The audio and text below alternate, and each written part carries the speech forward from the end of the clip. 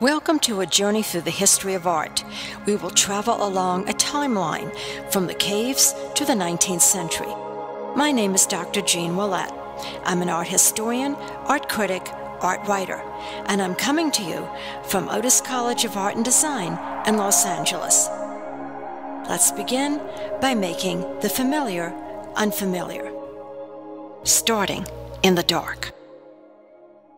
Imagine you're in the dark, underground, in a cave, in a place where the sun has never shone.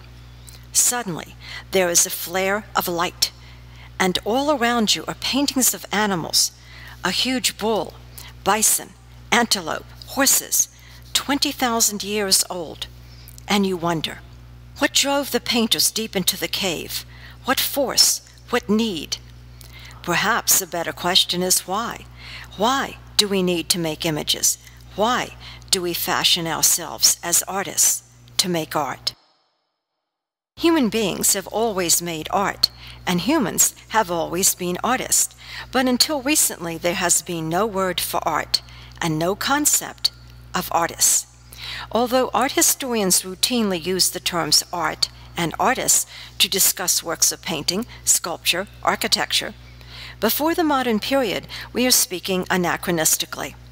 For the most of recorded and unrecorded prehistory, cultural objects of symbolic meaning for society were integrated into communal practices, and the cultural producers were part of the community. It is the task of history to reimagine the roles of art and the artist in society, even when faced with the mystery of the meaning of art. To begin at the beginning, we are faced with the great silence of the prehistoric period. We cannot read because there was no writing. But we find a wealth of images left behind by nameless and faceless people, just emerging from an ice age. Small scattered tribes roamed Europe, following herds of animals and seeking shelter in caves. The most famous were located in the Pyrenees region, a mountainous section between modern-day France and Spain. These caves, Altamira in Spain and Lascaux in France, were sites of extraordinary images painted on the walls and ceilings, illustrations of deer, horses, bulls, bisons, and the occasional human, all drawn with a skill and sensitivity that belied previous assumptions that prehistoric peoples were savages.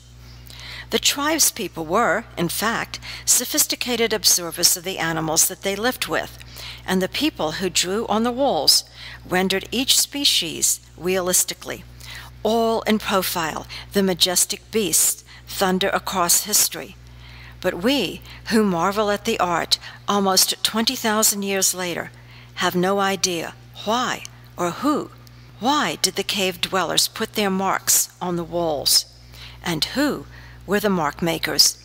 We can only speculate as to the meaning or the function of the images. Rituals for hunting, religious prayers, a historical account? We will never know. There is no reason to assume that there were specialists known as artists. But it is interesting to note that the style and conventions of illustration remained the same for thousands of years. Although the societies were nomadic, making small portable objects, their cultures were conservative, changing and evolving very slowly. In a social system geared for survival, it is probable that all the people could fulfill multiple roles, from drawing to carving, from making tools to weaving ropes, from gathering to hunting. The objects and the practices we call art today were probably integrated into society, not separated and set apart as it is today. The cave paintings were made by nomads who periodically visited the caves. But what sort of art would people make once they settled into fixed communities? Once again, the art would be mysterious, unknowable, but monumental.